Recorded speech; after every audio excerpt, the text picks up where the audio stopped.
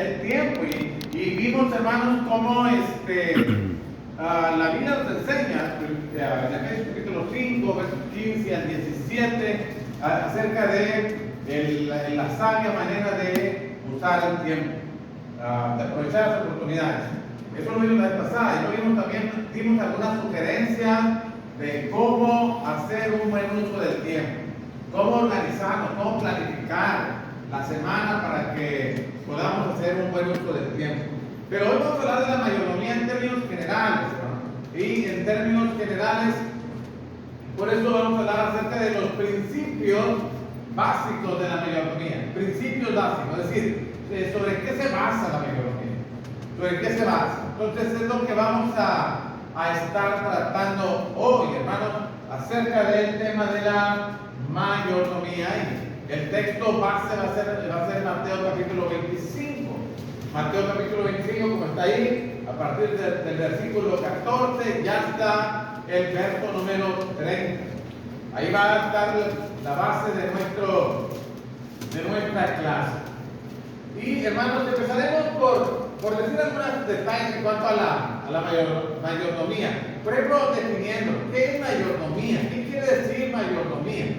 Y hermanos, la mayordomía viene de una palabra que podríamos nosotros decir economía, o la economía, de una palabra griega que su traducción sería fácil, administrador. Un administrador o un mayordomo. Una persona a la que alguien más le encarga algo para que le dé una buena utilidad. Alguien más, el mayordomo, el administrador, está a su cargo algo que le pertenece a alguien más. No es de él, no es de él, es de alguien más y solamente se lo han confiado.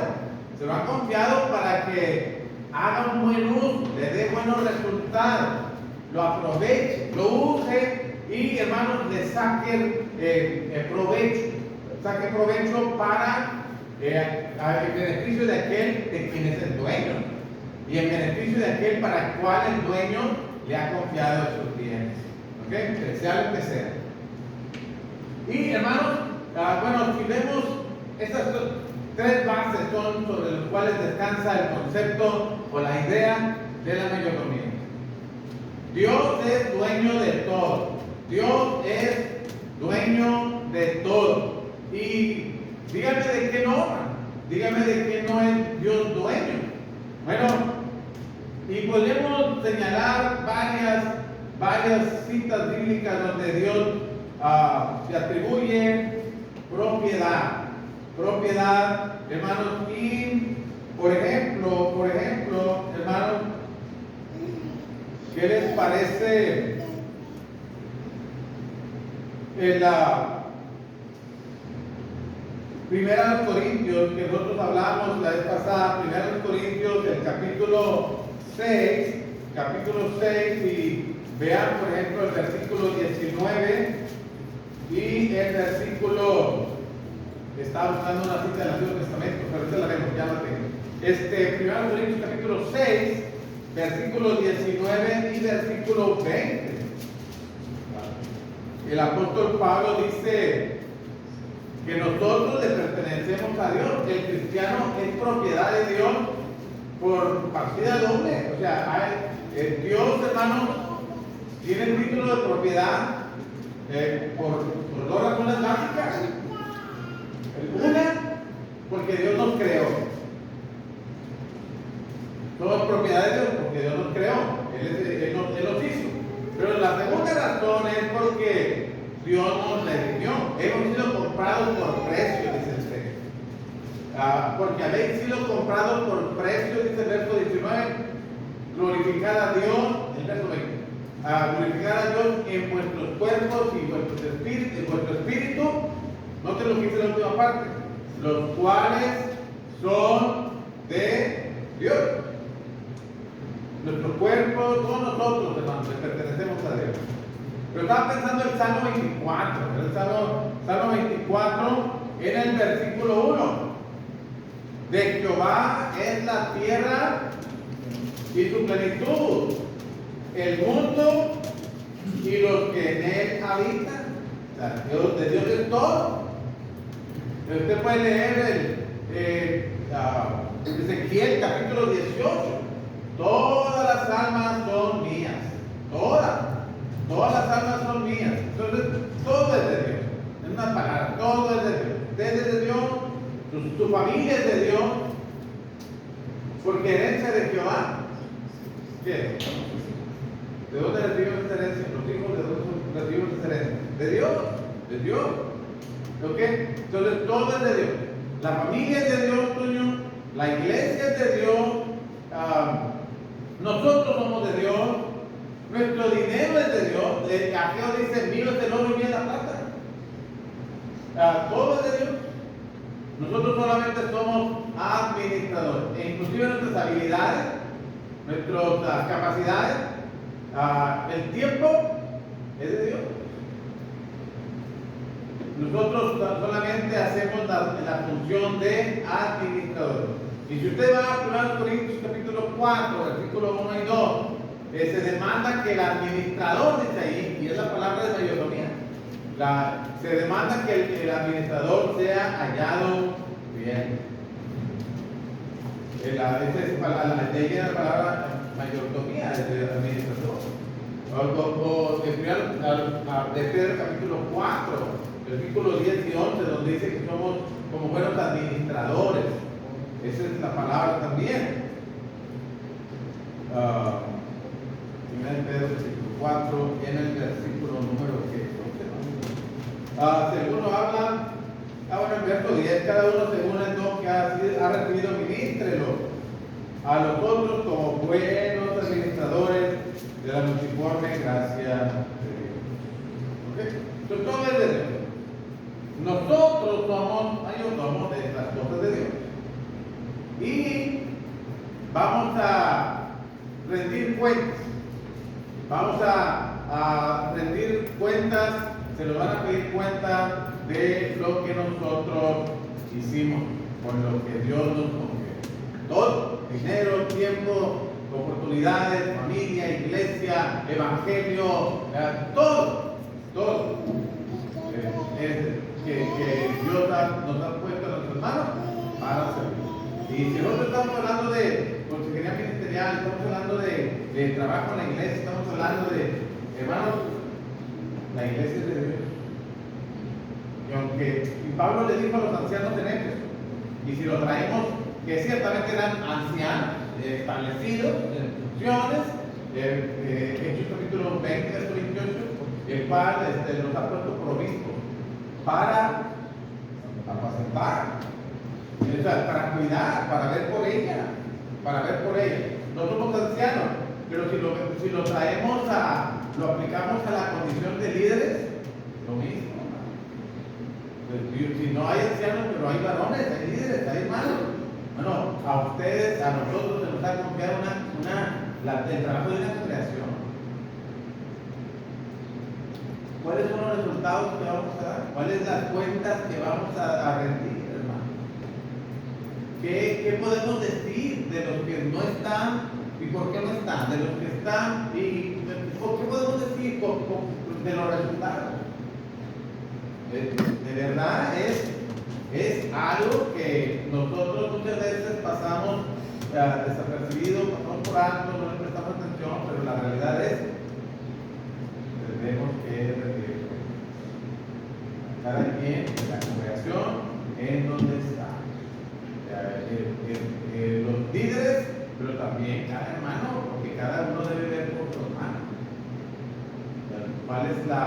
¿Qué es lo que yo estoy haciendo en favor de esta congregación?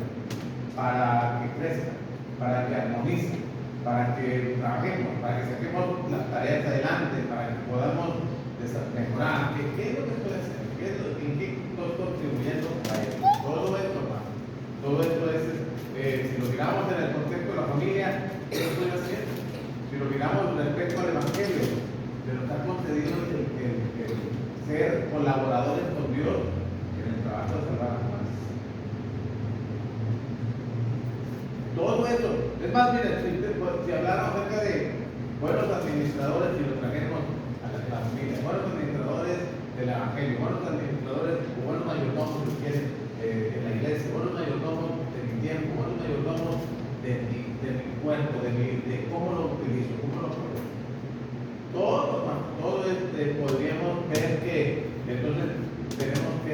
que saber que Dios nos va a demandar cuentas a cada uno de lo que hacen aquí. ¿Okay? Entonces, eso es mayordomía. Que Dios dueño de todo, que nosotros estamos cumpliendo, o sea, se nos ha llamado a ser mayordomos de esas cosas que son de Dios y que ha puesto en nuestras manos y que nos van a cumplir. Y de eso ya tenemos que saber qué cuentas vamos a rendir. Y vamos a ver, hermanos, esos tres principios básicos en la parábola de los talentos. Y ustedes la conocen, pero vamos a mirarla, hermanos, de este sentido, de como una punto de mayordomía. Y vamos a leerla y vamos a ir haciendo algunas observaciones. Lo primero que podemos notar, lo primero que debemos considerar en cuanto a esta parábola, hermanos, es por qué está esta parábola aquí, en esta parte de la Biblia, en el libro de Mateo. Bueno, y lo primero que podemos ver es, esta parábola está aquí, hermanos, en el contexto del juicio final. La última parte del capítulo 24 tiene que ver con la venida del Señor Jesucristo. Y a partir de eso, el capítulo 25 habla de que debemos prepararnos y cómo hay quienes se preparan a medias. Las vírgenes insensatas que no están listas para cuando viene el Señor, el esposo. Y luego después presenta la parábola de los talentos, que no están ocupados preparándose para cuando el Señor venga, haciendo uso, aprovechando, dando buenos resultados de las cosas que Dios nos ha encomendado. Ese es el punto. Por eso siempre hay recompensas y castigos. En la parábola de las 10 vírgenes hay recompensa para 5 y castigo para 5. Y preguntamos por qué. Pues ahí está por qué. Porque unas son premiadas y otras son reprobadas y castigadas. En la parábola de los talentos lo mismo, es la misma idea. Se les cumplió algo, hicieron o dejaron de hacer, luego se les pide cuentas y se les premia o se les castiga. Eso es básicamente lo que enseña, hermano. Ok. En el caso de la parábola de los talentos, viene, hermanos, para enseñarnos el Señor Jesucristo y Mateo, particularmente, en un juicio, y Dios te dirá cuenta de las cosas que te confió, que puso en tus manos, y a ver qué hiciste con ellas. No solamente si fuiste medio bueno, no solamente si fuiste moralmente bueno, sino no solamente Dios espera ver una vida moral de nosotros, que es correcto, pero Dios nos dio oportunidades, talentos, tiempo, hermanos, el Evangelio, Dios, ¿qué hicimos con eso? También de eso. Se nos va en familia, también de eso nos va a después. ¿Ok? Por eso en el capítulo 25, pero si lo aterrizamos, como la iglesia está compuesta de matrimonios, de familias, hermanos, tenemos que mirarlo ahí. Y compuesta y la iglesia tiene es columna y baluarte de la verdad. Y la iglesia tiene la tarea de la gran comisión. Y la iglesia tiene la tarea de la edificación de los santos. Bueno, ¿qué estoy haciendo yo con todos ellos? Con esas oportunidades que Dios me da para hacer. Por eso dice, porque el reino de los cielos es como un hombre que yendo de lejos llamó a sus siervos y les entregó sus bienes. Subrayen la palabra bienes. Hermanos, a uno le dio 5 talentos, es un bien. A otro le dio 2 talentos y a otro 1. Y noten, a cada uno conforme a su capacidad. Y luego se fue lejos. Bueno, lo primero que vemos, hermanos, es Dios, el dueño aquí de los bienes dio talentos a 3 de sus siervos.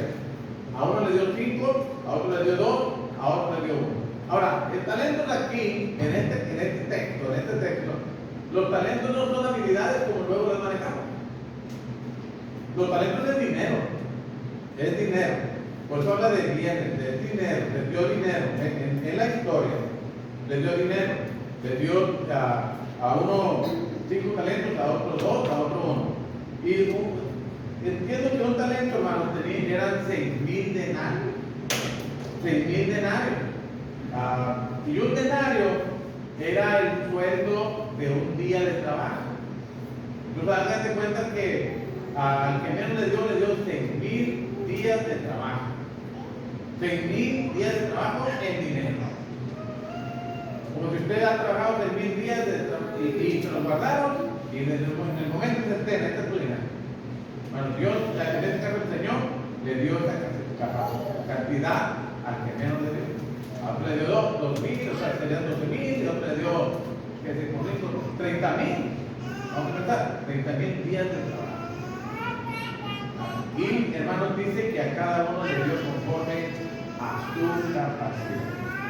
Es decir, tú tienes la capacidad de manejar una cierta cantidad de dinero, nomás es lo que te va a dar. Tú tienes la capacidad de manejar una doble cantidad de dinero de la que puede manejar él, o a ti te lo voy a dar.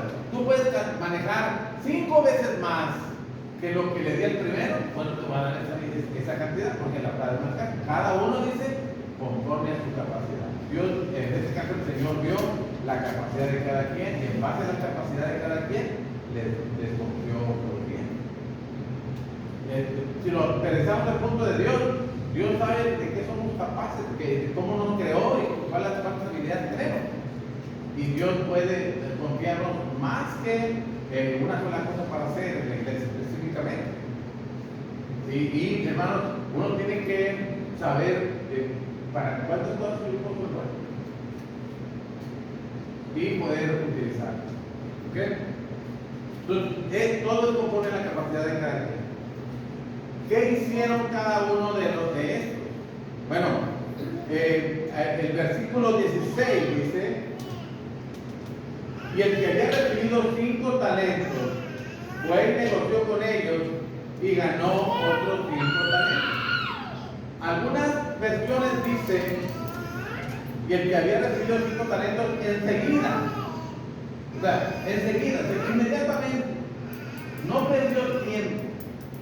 Le dieron la cantidad de dinero y no perdió tiempo. Inmediatamente, enseguida fue e hizo, lo negoció, lo invirtió, lo trabajó y tuvo sus resultados.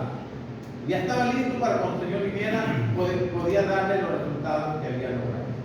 Inmediatamente. Y cuando dice el versículo 17, asimismo, el que había recibido dos, el asimismo sugiere, hermano, que hizo lo mismo que el de 5. O sea, inmediatamente se pudo trabajar. Inmediatamente se pudo hacer lo que sabía que podía hacer, y tenía la manera de hacerlo. Tenía la manera de hacerlo porque se le había confiado esa cantidad. Entonces, fueron, hermanos, lo negociaron y tuvieron. El que tenía un talento,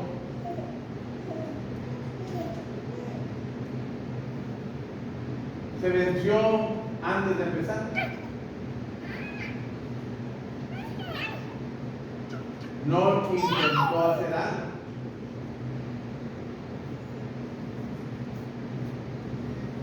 Sino que fue, cavó en tierra y escondió el dinero. Bueno, en aquellos tiempos era común que la gente escondiera el dinero, lo escondiera en la tierra. Tanto así que hay una parábola que el Señor Jesucristo habla acerca de un tesoro escondido. Ahí encontramos. Estaba escondido, y él lo hizo. Bueno, entonces estamos viendo, hermanos, que cómo respondemos a la confianza que se nos da y a las oportunidades que se nos conceden y a los bienes que nos han dado para explotarlos y sacarlos. ¿Qué hacer? ¿Qué hacemos con ellos? ¿Qué hacemos con ellos? Bueno, vemos cómo el que tenía 5 talentos fue y lo aprovechó, fue y supo cómo invertirlo. O sea, le está diciendo y al final en los resultados, hermano, el que tenía 5 talentos le está diciendo al Señor que no está equivocado en su confianza en tu manera. Y el que tenía 2 talentos también los resultados le está diciendo al Señor que no está equivocado en la confianza que tuvo en él, porque podía hacerlo. Y el que tenía un talento, hermano, invirtió más tiempo tratando de excusar que no lo hizo, porque no lo hizo. Pero no lo intentó. Y lo vamos a ver ahorita, pero solamente quiero que veamos cómo respondieron cuando se les confió a ellos. Si lo realizamos aquí a nosotros. Tenemos varias cosas que hacer. Tenemos cosas que nos dan confianza. Tenemos tareas que debemos cumplir. ¿Qué tanto estamos respondiendo conforme a las expectativas divinas? ¿Qué tanto, hermanos, estamos entendiendo que esto se nos dio la confianza? Se espera que hagamos el trabajo para el cual se nos ha dado la capacidad. ¿Y todo? Fíjense, en esta historia de los talentos, hermanos, es algo que nos debería preocupar, porque terminamos aprendiendo esa parábola tan simple como para niños, que no miramos las consecuencias graves consecuencias de no pretender.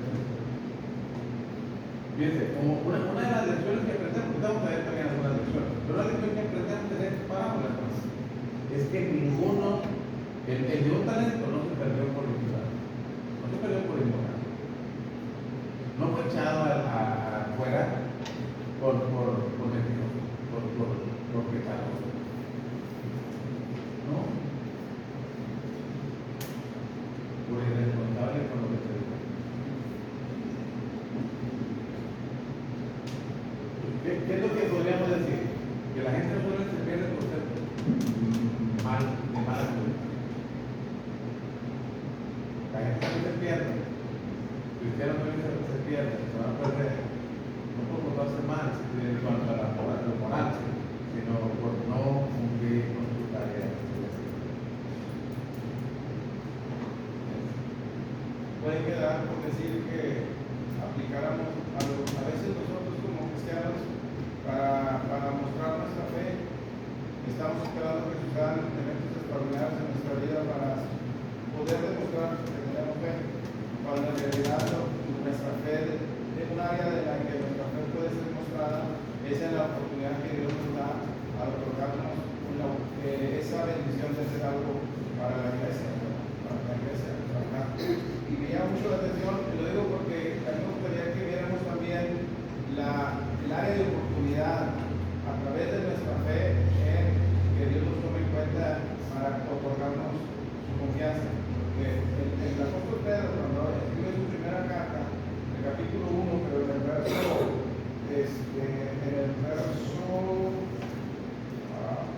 5 dice que sois guardados por el poder de Dios mediante la fe para alcanzar la salvación que está preparada para ser manifestada en los postreros tiempos.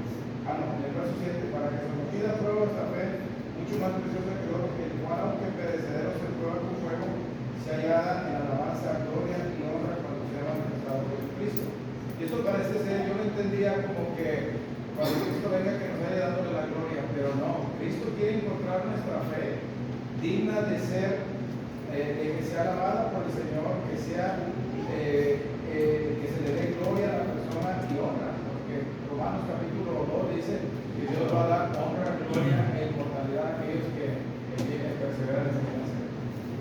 Es cierto, la fe tiene un camino de alguna avenida de ida y vuelta. Nuestra fe honra y gloria a Dios, pero también nuestra fe será honrada por Dios. Nosotros seremos reconocidos de parte de Dios por nuestra fe. el texto no lo está diciendo, que para que lo tratemos más preciosa que el oro, que el fuego callado, no, la gloria. Bueno, es importante eso, no perdamos de vista esto, hermano. No perdamos de vista, bueno, Manuel está hablando de oportunidades. Bueno, estos 5, el de 5 y el de 2, encontramos una tercera oportunidad. Y alguien dijo, otra vez, hermano, fíjense, alguien dijo que mucha gente, muchos cristianos, terminamos no haciendo nada por lo poquito que tenemos por hacer. El de un solo talento, no hizo nada, porque nada más tenía uno. A veces, por solamente creer que tenemos tan poquito que por hacer, no lo hacemos. Entonces, es importante que nosotros estemos, porque a veces puede alguien estar mirando al que sí tiene más funciones, más, el que sale más en la fotografía, el que sale siempre ahí en todas las películas, ¿no? No, tú, porque esto, porque tú eres, no. Pero usted tiene lo que hacer, hermano. Usted tiene lo que hacer, hermano. Y eso que parece que es poquito. Pero en esta parábola, en esta historia, dice, al que tiene poquito, quítense, se lo debe hacer lo que tiene. Parece, en un país comunista, estaba pensando, yo en un país comunista eso no funciona. Pero en el reino de Dios sí. Porque el que tiene poco, si no lo aprovecha, si no lo sabe usar, aún lo poco que hace. Y hermano, uno puede pensar que algo poco que le encomienden en la iglesia a uno, uno no le dé valor a veces que se merece. Que otro sí hace allá y acá, y el que esto predique, y el que va allá, y yo soy el que abro el edificio, pero yo creo que sí, para Dios, tanto los 5 talentos como los 2 talentos y el 1 talento, para Dios tenía el mismo valor. Es cierto, todo esto es cierto, hermano, porque podríamos adelantarnos y darnos cuenta que el Señor, hermano, no juzgó al de uno en función a los logros del 5. No juzgó al de un talento en función a los logros del de 2. A cada uno lo juzgó en base a la confianza que se dio, la capacidad que tenía para aprovechar. No me pasa a los demás. No honró al de 5 porque el de 1 no hizo nada. Honró al de 5 porque lo aprovechó los 5. No honró al de 2 porque el de 1 no hizo nada. Honró al de 2 porque él sabía que eso lo podía hacer. Eso es lo que podía hacer. Hizo lo que tenía que hacer. Y al de 1 lo puede haber honrado y hubiera dicho, uno me dice que tengo 2. No le he dicho, 2, este tiene 4 y el otro tiene 10. No, puedes hacer 1 y pues lo multiplicarlo, eso es lo que estaba esperando. Claro, el mismo texto lo dice, porque él dice, el Señor dice, si hubieras dado mi dinero a los banqueros, te hubieran dado los intereses, entonces hubiera sido honrado por lo que se generó. Sí, exacto. Son algunas cosas. Entonces, ¿qué es lo que estamos diciendo, hermanos? Para no hacer solamente una interpretación de la parábola y una aplicación en términos generales. Cada uno de nosotros tiene que saber qué Dios me ha confiado, qué me ha confiado Dios, qué tarea en la iglesia me ha confiado Dios, qué estoy haciendo con esa confianza que Dios me ha dado, cómo está contribuyendo eso que Dios me confió, cómo está contribuyendo en mi función para el progreso, estabilidad, armonía, paz, certeza. ¿Cómo se ve eso? ¿Cómo se ve eso en el reino? En esta cosa.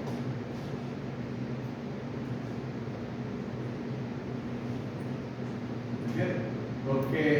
Porque podríamos hacer de esas capacidades un conflicto. Vamos a pensar que se encuentran los 3, el de 5, el de 2 y el de 1, y empiezan a tirar 4 y 6 no, 4 y tú, 10 y tú, no vio nada. Y empiezan a cuestionar quién es más grande que quién, el de 10, el de 2 o el de 1. ¿A quién van a honrar más y quién es el número 1? No se trata de eso. No se trata de eso. De ninguna manera hay una competencia entre ellos. Es cumple con tu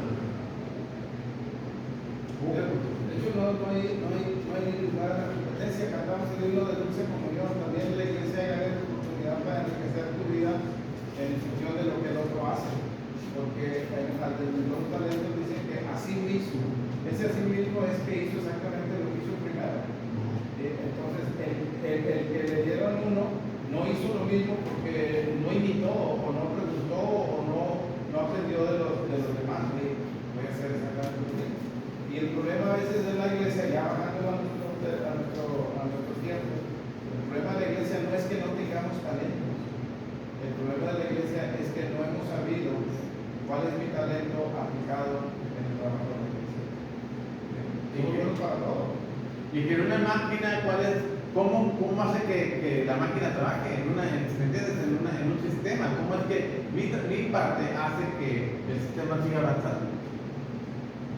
¿En qué parte, en qué lugar estoy yo en esa máquina, en ese engranaje, en ese sistema? Para que al final dé el resultado. Es lo que tenemos que pensar. Todos.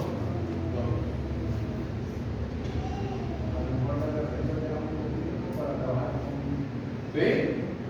Y me hubiera dado 5 aguas, me motivas a negociar y a hacer uno que voy a hacer. A lo mejor los 10 días después que cristiano, no. Es cierto, a veces es lo que pensamos. Tiempo de pedir cuentas. Dijimos que la base son 3 principios de la economía. Una, Dios es profesor y nos confía las funciones que cada quien tiene y nos va a pedir cuentas. Aquí está el tiempo de pedir cuentas. Noten cómo se refiere a uno y a otro, hermano. Es importante las palabras ahí también.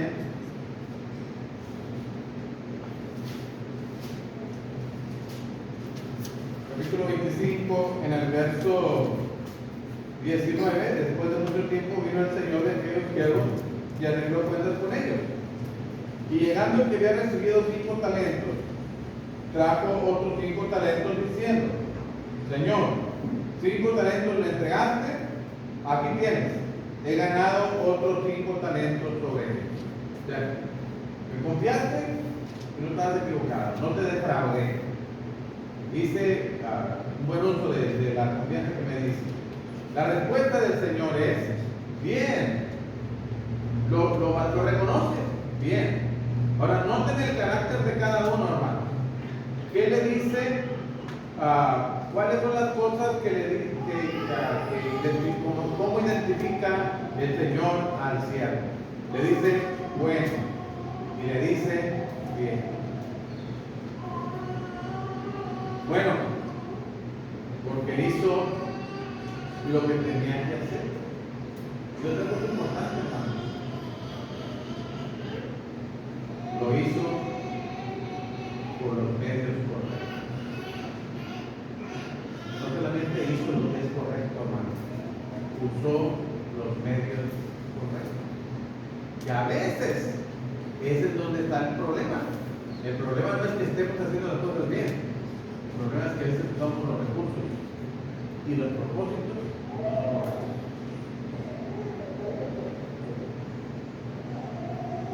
Y el Señor Jesucristo enseñó en el Sermón del Monte que hay que hacer lo correcto con propósitos correctos. Mateo 6. Y aquí nos está enseñando también que hay que hacer lo que está bien, lo correcto, con los medios correctos. Porque supo utilizar ese talento, supo hacer una buena inversión, sin dañar a nadie. Fue sabio, fue inteligente en cómo le sacó resultado de eso. Y lo traemos aquí a la congregación: poner el pie, estorbar, sacar la cabeza por encima del otro para salir en la fotografía, nomás por puro hacerlo. No, hermano. Hágalo bien, con propósitos correctos. Ahí es donde luego fallamos. No estoy hablando de ustedes, en términos generales. A veces es donde fallamos. El propósito y el medio que uso para lograr lo que quiero o lo que es correcto puede estar. Y el de 5 talentos lo hizo bien, tuvo la aprobación de su señor porque utilizó su habilidad para hacer negocio, porque tuvo éxito en lo que hizo. Y se le reconoció y se le recompensó. No solamente se reconoció de palabras, lo hiciste muy bien, un aplauso. No solamente eso. Sobre poco bien, sobre mucho te pondré. Entra en el negocio de tu Señor. Es decir, fuiste responsable y la responsabilidad tiene el Señor. Y es importante eso, perdón por interrumpir, pero sí es muy importante saber que hagamos lo correcto, porque a veces podemos haber cristianos que hacemos lo correcto en la iglesia, pero a veces no por los motivos correctos. Y el Señor Jesucristo le dijo refiriéndose a los escribas y fariseos que recorrían mar y tierra para hacer un prosélito y lo hacían así por el infierno. Y nosotros en la iglesia no necesitamos estar jugando competencias como congregaciones a nivel local. ¿Por qué? Porque todo lo que hagamos, el de 5 talentos y 2 talentos, hicieron lo correcto con el propósito correcto. Sabían quién era su Señor, sabían a quién le pertenecía lo que administraba, y nomás lo único que pusieron fue trabajo. Podemos resultar estimulados por otros hermanos, pero no para la competencia. Podemos ser animados a hacer lo que otros hacen porque lo están haciendo bien, pero no por ser. No, es porque, bueno, ¿qué estás haciendo bien para hacerlo yo? ¿Cómo lo estás haciendo tú para invitar? A lo mejor funciona. No hay competencias ni entre líderes, en el liderazgo, ni entre congregaciones. Eso no trabaja, no debiera ser. No debiera ser. Debemos, si vas a competir, compite contigo mismo. Compite contigo mismo. Dicen que los profesionales no compiten con otros, compiten contigo mismo. Hoy lo hice bien. Voy a competir conmigo mismo, ahora sí lo voy a hacer mejor. Lo hice mejor, voy a competir conmigo mismo, lo voy a hacer excelente. Excelente, pero compito conmigo, no compito con él. Para que cada día lo pueda hacer mejor. Entonces, ese es el trabajo. Ok, vean el carácter del siervo. Bueno, el tercero el que tiene solamente un talento, no trajo otro talento, trajo una buena esposa. Una buena esposa. Señor, contesta él.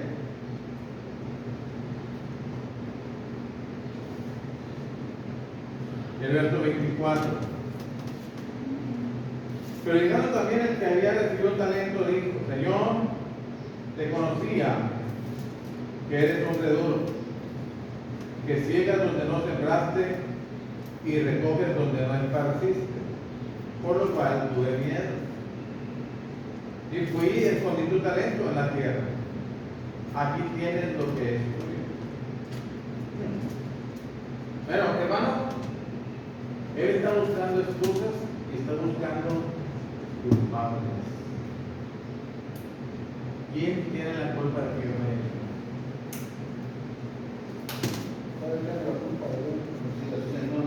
Sí, tú eres muy malo, yo te conozco cómo eres. Pero no te estás juzgando como es el Señor. Te estás juzgando hacia Él, al que debería haber hecho. El siervo, ¿no te crees descripciones del carácter del siervo? Y las tres son negativas. El siervo malo,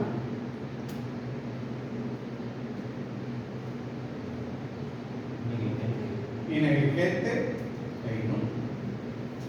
En el versículo 26, siervo malo y negligente, y en el verso 30, siervo inútil. Es malo. Es malo. A nosotros les digo, bueno, bien, buen siervo. Este es un siervo malo, porque está culpando pues, a su Señor por lo que él no hizo. Y es negligente, es perezoso, no trabaja, no es responsable. Y es inútil, no sabe utilizar su talento. En este caso, su dinero, aprovechar sus habilidades.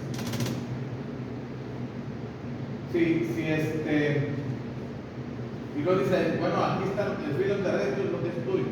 Si el Señor hubiera querido que guardara su talento, no se lo hubiera dado a él. Se lo dio para que lo aprovechara. No esperaba el talento que le dio. No dijo, guárdamelo. Se lo confió para que lo reprodujera, lo multiplicara, lo invirtiera, lo hiciera bien. Inclusive dijo, Dios le dijo, no debió dar, pero ya lo quitamos a Dios. Pero el Señor le dijo, mira, que tú tenías miedo, que es un punto ahí, a veces por miedo, si tú tenías miedo en hacer la inversión en su mundo, hubieras luchado por hacer esa inversión. Dáselo a los banqueros. Y ellos te hubieran sacado mensaje, te hubieran dado a ti, te hubieran traído otra persona.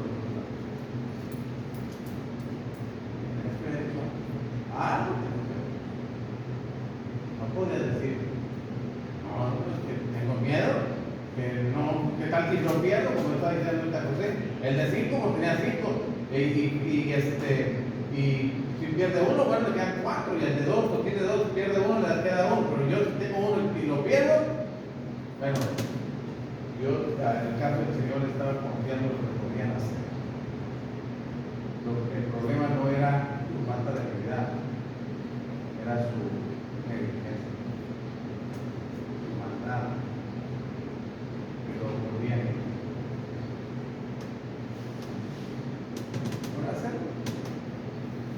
pueden hacer. Y hermano, ¿qué fue el castigo para eso? Pues yo les decía, no se pierden solamente los que son ignorantes, también los que pudiendo y debiendo hacer lo que saben que deben hacer y pueden hacer.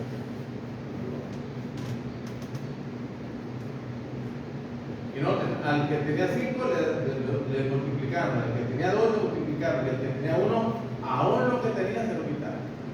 Hermano, negligente es lo contrario de diligente.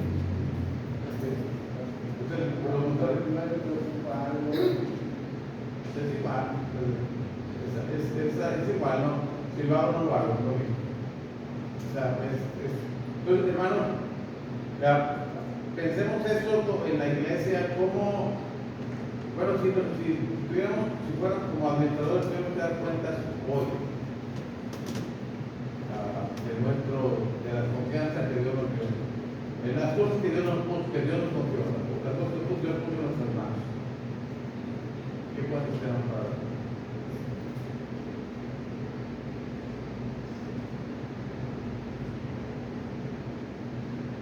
¿Qué podemos decir de nuestra familia? ¿Qué podemos decir del Evangelio? No a cuántos hemos hablado, sino a cuántos les hemos predicado? De la iglesia.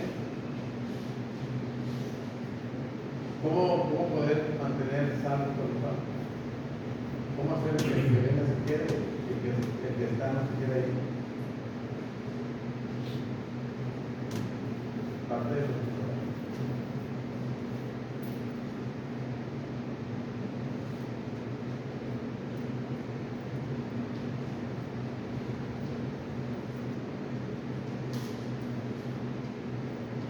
Ok. Última cosa, hermanos, son las lecciones.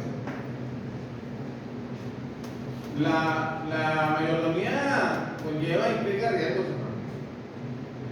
Por eso el de un talento, el que tenía miedo, no, usted implica riesgos. Usted tiene que trabajar y tiene que correr riesgos si quiere obtener buenos resultados. El que prefiere no hacer nada, no tiene nada. Ahora sí que arriesga no gana, que no arriesga no gana. Tienes que arriesgarle O sea, tienes que exponerte a la posibilidad de que las cosas no te salgan bien, pero la primera intento, o que seas maltratado por hacer las cosas bien. O sea, a veces quedamos en zona de confort, es más fácil. Aquí me quedo, no pasa nada. Pero la mayordomía implica riesgo. Hay que trabajar y hay que correr riesgo. De 5, inmediatamente a las 2, vamos a hacer lo que tenemos que hacer. Desde 2 igualmente, vamos a hacerlo, vamos a cómo lo invertimos, cómo lo trabajamos, cómo obtenemos resultados y cómo nos arriesgamos a hacer el trabajo para que pueda resultar. Y hermanos, la otra cosa es esto: la mayordomía implica excelencia, hermanos. Las cosas que hacemos las debemos hacer bien, creo que puede ser. No solamente hay que hacerlas, hay que hacerlas bien.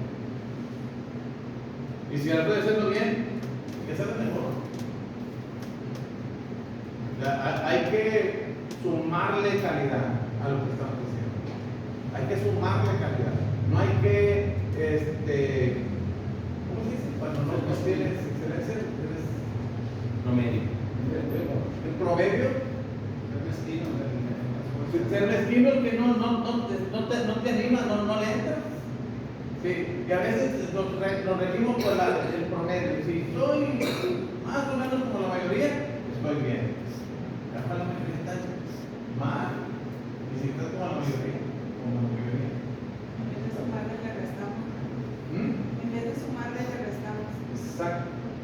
Exacto. A veces contribuyes a hacer menos y no a hacer más. ¿Dónde está el modelo para seguir? ¿Dónde está aquel que empuja, aquel que impulsa, aquel que saca la mano para apoyar el trabajo? Entonces, excelencia, hermano. Excelencia, no solamente hay que hacerlo, hay que hacerlo y hay que hacerlo bien. Y hay que trabajar duro. Hay que sudar la camisa, hermano. Usted decía,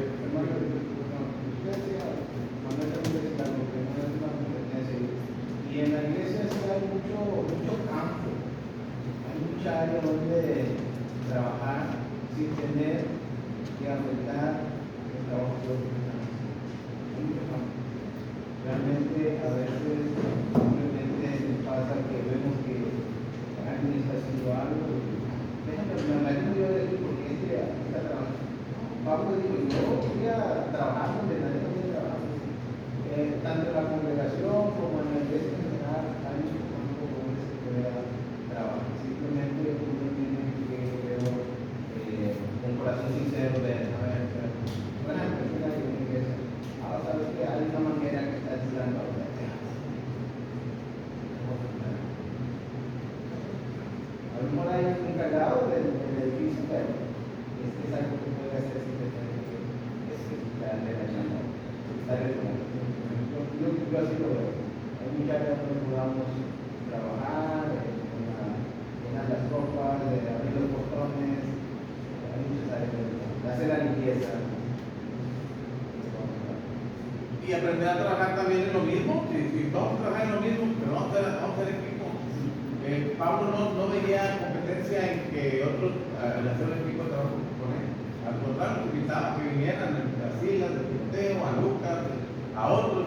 De hecho, hermanos, nosotros le damos mucho crédito a Pablo y lo tiene. Pues, pero Pablo no lo hizo solo. Pablo no lo hizo solo. Algunas veces estuvo solo, pero no siempre.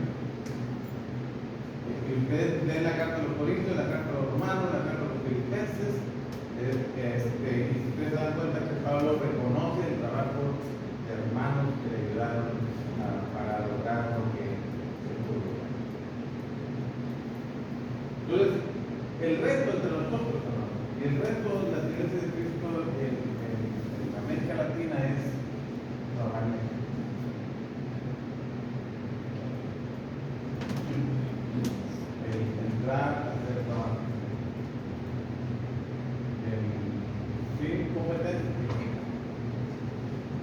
equipo, somos del equipo, no somos del equipo contrario, somos del mismo equipo.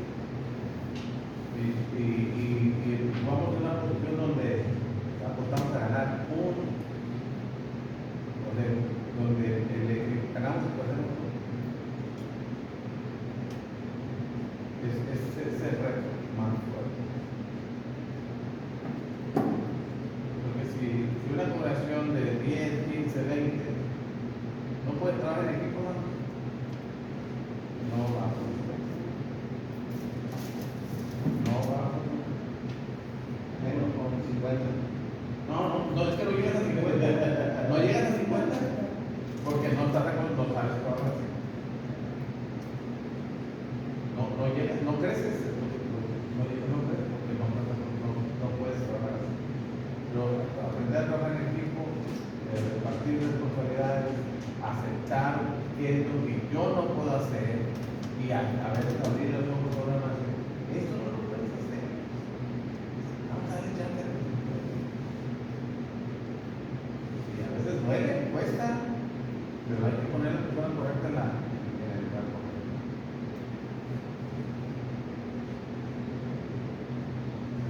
Y si no, a entrenarlo hasta que pueda. ¿Quiere hacerlo? Ok, vamos a entrenarlo para que lo haga. Pero si no quiere entrenar, estoy pensando en algo. Pero si no quiere entrenar, pero lo quiere hacer, ya está todo. Entonces pero no perdamos el punto, hermano, no perdamos el punto de cómo me dijo, de las cosas de Dios. Y la iglesia, esta congregación aquí en particular, es de Dios, no es de nadie, es de nosotros, es de Dios. Ya, yo lo entiendo, bueno, pues tratémosla como algo que es de Dios, como algo que le pertenece a Él, no es nuestra y que nos pedirá cuenta. Y cuando miramos las cosas así, esto es de Dios, me hago más responsable. Porque a veces decimos que uno es más cuidadoso de las cosas que no son propias. ¿No? Cuando miramos que las cosas son de Dios.